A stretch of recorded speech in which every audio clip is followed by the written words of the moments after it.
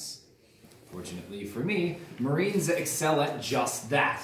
So I'll be showing you a little bit about this particular weapon today. It works the same way as just about every other flintlock of the time, meaning when you pull the trigger, a piece of flint hits a piece of steel. That makes a spark.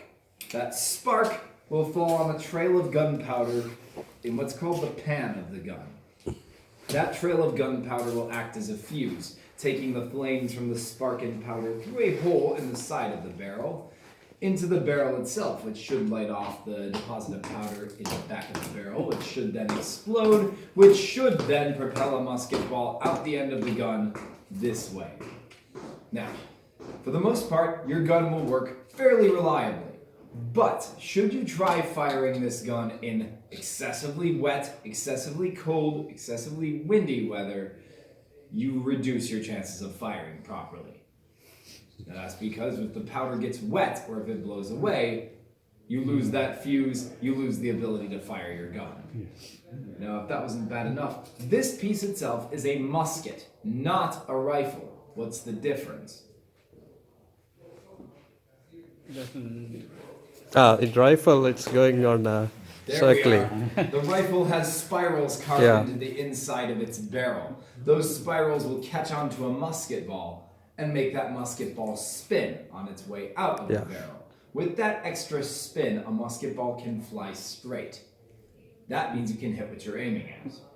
With a musket, there are no such spirals carved into the barrel. It is as smooth on the inside as it is on the outside, meaning your gun is only accurate up to 150 yards away. Beyond that, you start missing your target.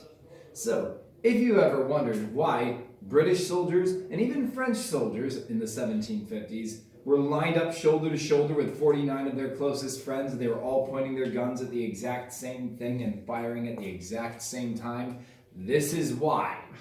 They are given this gun and they need to find some way to work around the inaccuracies. Now here's the advantage to this gun, or two advantages I should say. One is that it is absurdly cheap.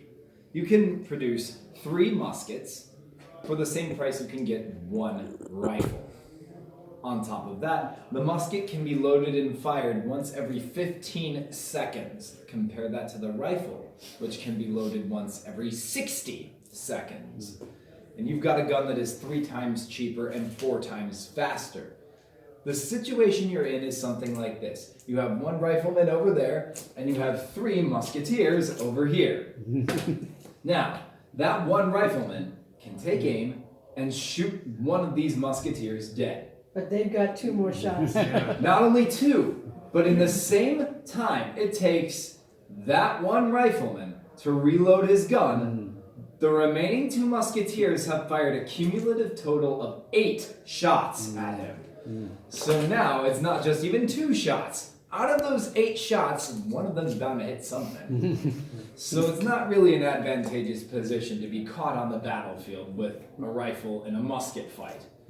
So for this reason, most regular troops, like myself, will be using muskets. So the rifles will be preferable up in the towers where they're better protected. Not They can actually hit necessarily. something. You still want speed over accuracy. And in the towers, if you're in a fort, you don't want muskets at all. You want cannons. True.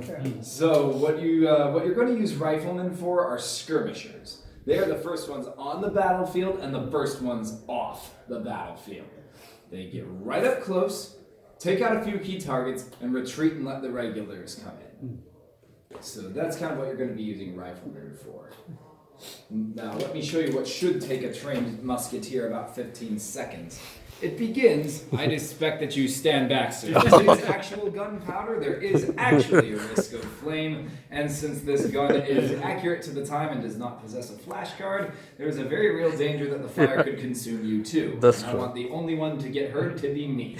So, what we have here is a pre-measured amount of black powder in a paper tube. Pretty much the same kind of material that the soldiers would have been using themselves. Reason being, paper or newsprint is easy to rip open.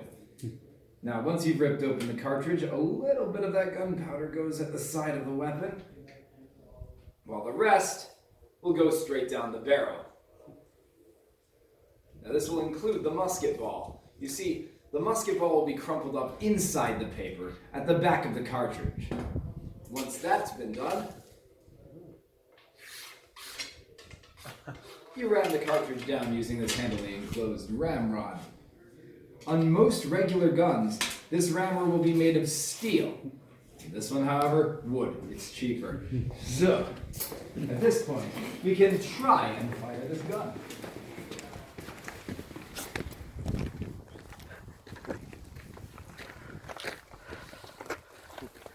Right here.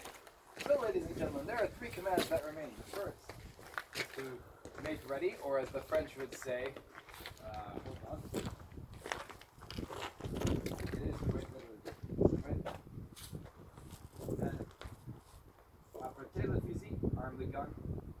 Shoot!